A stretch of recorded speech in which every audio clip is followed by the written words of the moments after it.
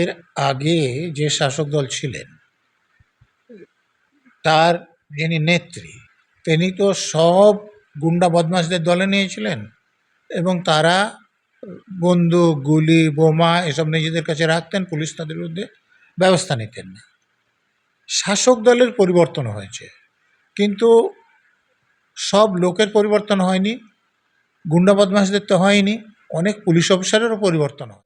অসৎ কাজ কিছু করতে চান, যেটা বোমা বিস্ফোরণ বা গুলি চালানো, মানে মুসলমানদের স্বার্থে কাজ করছে বলে তাদেরকে তাড়াতাড়ি প্রভাবিত করতে পারেন।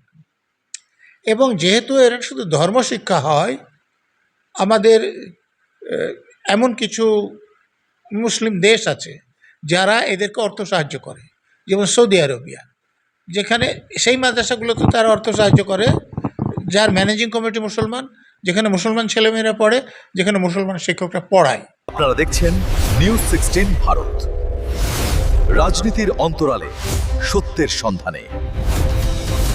সরকারি রাজস্ব আদায়ের নামে জাল ডিসিআর স্লিপ দেওয়া হচ্ছিল, এমনকি 2023 সালে নাকি মামলাও হয় এই বিষয়টা। এটা তো অনুব্রত মণ্ডলের যে পরিচয়, তাতে এটা খুবই স্বাভাবিক।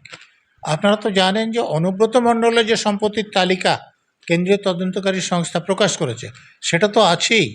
তার যিনি সিকিউরিটি গার্ড ছিল তার সম্পত্তির পরিমাণ কত কোটি, 100 কোটির উপর বলে গণমাধ্যমে দেখিয়েছে।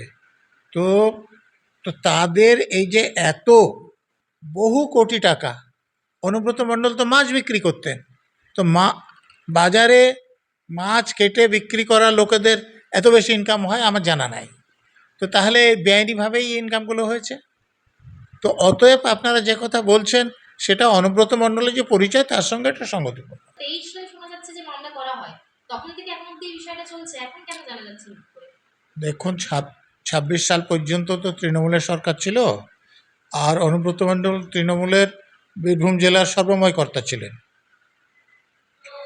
তো তখন তার বিরুদ্ধে ব্যবস্থা নেবেন এরকম লোকের সংখ্যা খুব কম ছিল, কারণ মমতা ব্যানার্জি, তার মাথায় অক্সিজেন যায় না, সে কোনো পদে যেতে চায় না, সে কত সাহসী লোক, তাকে বীরের সম্মান দিয়ে বের করতে হবে, ধরা পড়ার পরও এসব বলেছে।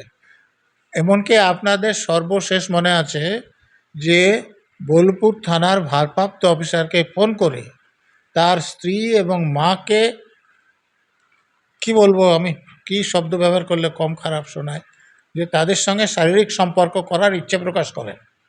তারপরেও পুলিশের লোকেরা যে ফোন থেকে ফোনটা করেছিলেন সে ফোনটা সিজ করতে পেরেছিলেন কি? পেরেছিলেন? তো তাহলে তখন মামলাটা কোনো কারণে করতে বাধ্য হয়েছেন, কিন্তু সেই মামলা তদন্ত করে তার বিরুদ্ধে ব্যবস্থা নেবেন সেটা হয়নি, সেই জন্য এখনো পড়ে আছে। রাজারহাটে বোমা বিস্ফোরণ হলো। দেখুন, এর আগে যে শাসক দল ছিলেন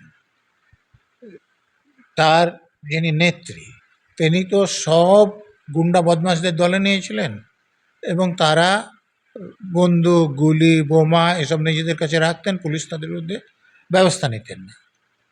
শাসক দলের পরিবর্তন হয়েছে কিন্তু সব লোকের পরিবর্তন হয়নি, গুন্ডা বদমাশদের তো হয়নি, অনেক পুলিশ অফিসারেরও পরিবর্তন হয়নি। অতএব সেই বোমা কারো কাছে থেকে গিয়েছিল, ব্যবহার করবেন বলে ফেটে গিয়েছে, তাদের বিরুদ্ধে কড়া ব্যবস্থা নেওয়া শুরু হলে অন্তত সংখ্যাটা কমবে এরকম ঘটনার। বইখাতার জায়গায় উদ্ধার হচ্ছে কোটি কোটি টাকা সোনার কয়েন। দেখুন, আরবি ভাষায় মাদ্রাসা শব্দের যদি সঠিক প্রতিশব্দ বলেন সেটা হচ্ছে পাঠশালা। তো মাদ্রাসা বলতে স্কুল বোঝায়, কলেজ বোঝায়, বিশ্ববিদ্যালয় বোঝায়, যেখানে পাঠ দেওয়া হয়। তো আমাদের এখানে যেহেতু মুসলমানদের নামগুলো আরবি অনুসারে হয়, দু একটা পার্সি অনুসারে হয়, যেমন আমার নামও দেখছেন নজরুল ইসলাম, আরবি শব্দ, কথাটা শান্তির দৃষ্টি, এর অর্থ নজরুল ইসলাম। সেরকম সেই জন্য মুসলমান এলাকায় কিছু এরকম স্কুল আছে যেটাকে আরবি ভাষায় মাদ্রাসা বলা হয়। আবার এখানে মাদ্রাসার অনেকগুলো ভাগ আছে, যেমন ধরুন হাই মাদ্রাসা। হাই মাদ্রাসার সঙ্গে মাধ্যমিকে যে পড়ানো হয় স্কুলে, তার একমাত্র ফারাক হচ্ছে যে একটা আরবি পেপার হাই মাদ্রাসায় এক্সট্রা পড়তে হয়। তাছাড়া যত নম্বরের অঙ্ক মাধ্যমিক স্কুলে পড়ানো হয় তত বছর হাই মাদ্রাসাতেও পড়ানো হয়। যত নম্বরের বিজ্ঞান পড়ানো হয়, ভূগোল পড়ানো হয়, বাংলা পড়ানো হয়, ইংরেজি পড়ানো হয়, সব এক। অতএব সেখানে পড়াশোনা করার জন্যে সে স্বীকৃতি নিতে হয় সরকারের কাছ থেকে। মাদ্রাসা বোর্ড আছে, আপনারা জানেন, স্কুল বোর্ডের মতো। এরপরে দ্বিতীয় রকম মাদ্রাসা হচ্ছে সিনিয়র মাদ্রাসা বলে সাধারণত পরিচিত।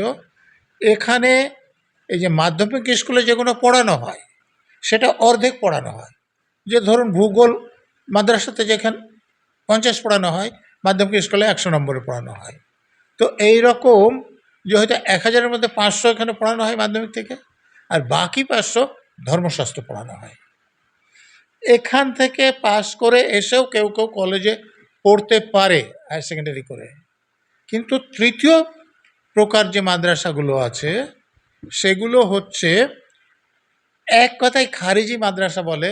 এগুলোর অনেক রকম নাম আছে, সবগুলো খারিজি মাদ্রাসা নামে পরিচিত নয়, একসঙ্গে এগুলোকে খারিজি মাদ্রাসা বলা হয়। এই মাদ্রাসাগুলোতে এই অঙ্ক, বিজ্ঞান এগুলো পড়ানো হয় না, পুরোটা পড়ানো হয় ধর্মশাস্ত্র। এর ফলে সেখানকার যে ছেলেমেয়েরা পড়ে বা যারা পড়ান তাদের বর্ডার আউটলুক কম থাকে। তারা শুধু ইসলাম ধর্ম অনুসারে যেটা ঠিক বা ভুল সেই রকমভাবে তৈরি হন। ফলে যারা মানে অসৎ কাজ কিছু করতে চান, যেটা বোমা বিস্ফোরণ বা গুলি চালানো, মানে মুসলমানদের স্বার্থে কাজ করছে বলে তাদেরকে তাড়াতাড়ি প্রভাবিত করতে পারেন। এবং যেহেতু এরা শুধু ধর্মশিক্ষা হয়, আমাদের এমন কিছু মুসলিম দেশ আছে যারা এদেরকে অর্থ সাহায্য করে, যেমন সৌদি আরবিয়া, যেখানে সেই মাদ্রাসাগুলোতে তারা অর্থ সাহায্য করে, যার ম্যানেজিং কমিটি মুসলমান, যেখানে মুসলমান ছেলেমেয়েরা পড়ে, যেখানে মুসলমান শিক্ষকরা পড়ায়। তো আমাদের দেশের যেটা করা দরকার সেটা যে এখানে তো আমাদের দেশে আইন আছে, 2009 সালে যে আইন হয়েছে তাতে স্বীকৃতি না নিয়ে কোনো স্কুলে পড়াশোনা করালে সেটা অপরাধ। 18 নম্বর ধারা 5 নম্বর উপধারা, আমি আপনাকে ধারা উপরে বলেছি। তো যে এইরকম খারিজি মাদ্রাসায় যেখানে স্বীকৃতি না নিয়ে পড়াশোনা হচ্ছে তাদের বিরুদ্ধে সেই আইন অনুসারেই সরকার ব্যবস্থা নিতে পারে। সেগুলো যদি নেয় তাহলে এগুলো বন্ধ করা যাবে। মানে এরা যাতে স্বীকৃতি নিয়ে ভালোভাবে অঙ্কও শেখায়, বিজ্ঞানও শেখায়, ইংরেজি শেখায়, এরকম স্কুলে রূপান্তরিত করতে পারে। মাদ্রাসাগুলোই মানে বেশিরভাগ মাদ্রাসায় নাকি মায়ানমার থেকে বাংলাদেশিদেরকে। এখন সঠিক সংখ্যা এখানে পরিসংখ্যান থাকা সম্ভব নয়। আমি বললাম যে এই মাদ্রাসাগুলোর কোনো স্বীকৃতি নেই। অতএব যদি আপনারা 4 জন মিলে ঠিক করেন তাহলে এরকম একটা মাদ্রাসা খুলে দিতে পারেন। যেহেতু স্বীকৃতি নাই, তো স্বীকৃতি না নিয়ে কোনো শিক্ষা প্রতিষ্ঠান চালানো আমাদের দেশের আইন অনুসারে বললাম যে 2009 সালে যে রাইট টু এডুকেশন অ্যাক্ট বেরিয়েছে তার 18 নম্বর ধারা 5 নম্বর উপধারায় এটা অপরাধ, তাদের সাজা হবে। সে অনুসারে ব্যবস্থা নিলে এগুলো বন্ধ হয়ে যাবে। এমনকি মানে এমনটাই জানা যাচ্ছে তথ্য অনুসারে যে শুধু তাদেরকে আশ্রয় দেওয়া হয়নি। আমার কথাটা একটু বোঝার চেষ্টা করুন। আমি বললাম যে এরকম মাদ্রাসাগুলোতে শুধুমাত্র ইসলাম ধর্মের শিক্ষা দেওয়া হয়, ফলে তারা বিজ্ঞান শিখছে না, অঙ্ক শিখছে না, বা হিন্দু ধর্মের ইতিহাস পড়ছে না, খ্রিস্টান ধর্মের ইতিহাস পড়ছে না। ফলে তারা শুধু জানে ইসলাম ধর্মে যেটা বলা আছে সেইটা ঠিক, আর কিছু তাদের কাছে ঠিক নয়। ফলে এই জাতীয় ছাত্রছাত্রী বা শিক্ষক মশাইদের মানে ইসলামের নামে প্রভাবিত করা তুলনায় সহজ, এবং এদের যে দৃষ্টিভঙ্গি সেটা প্রশস্ত না হওয়ার ফলেও এই কাজে তাদেরকে ব্যবহার করা যায়। এই বিষয়ে কি ব্যবস্থা নেওয়া যেতে পারে বলে আপনি মনে করেন? আরে আপনি তো আমার কথাটা ভালোভাবে শুনছেন না। আমি তো বলছি এটা আইন অনুসারে ব্যবস্থা নেওয়া যায়। রাইট টু এডুকেশন অ্যাক্ট অনুসারেই এরকম শিক্ষা প্রতিষ্ঠান কেউ চালালে তাদের বিরুদ্ধে ব্যবস্থা নেওয়া যায়। কিন্তু কেন নেওয়া হয় না আপনি জানেন? যে এখানে অনেক নামী প্রতিষ্ঠান আছে যাদেরও স্বীকৃতি নাই, তারা এগুলো চালাচ্ছেন এবং শাসক দলের কোনো কোনো লোকের সঙ্গে এদের সদ্ভাব আছে, অফিসারদের সঙ্গে সদ্ভাব আছে, সেই সদ্ভাব কখনো রাজনৈতিক কারণে, কখনো ঘুষের মাধ্যমে, ফলে তাদের বিরুদ্ধে ব্যবস্থা নেওয়া হয় না। না হলে এখন স্বীকৃতি না নিয়ে কোনো স্কুল চলার কথা নয়। অনেক স্কুল চলছে, আপনি খোঁজ করুন, আপনি পাবেন। তো সেই জন্য এগুলোর বিরুদ্ধে ব্যবস্থা নিতে গেলে তখন প্রশ্ন উঠবে, তাহলে ওদের বিরুদ্ধে ব্যবস্থা নেওয়া হচ্ছে না কেন? সেই জন্য ব্যবস্থা নেওয়া হয় না। আপনারা দেখছেন নিউজ 16 ভারত, রাজনীতির অন্তরালে সত্যের সন্ধানে।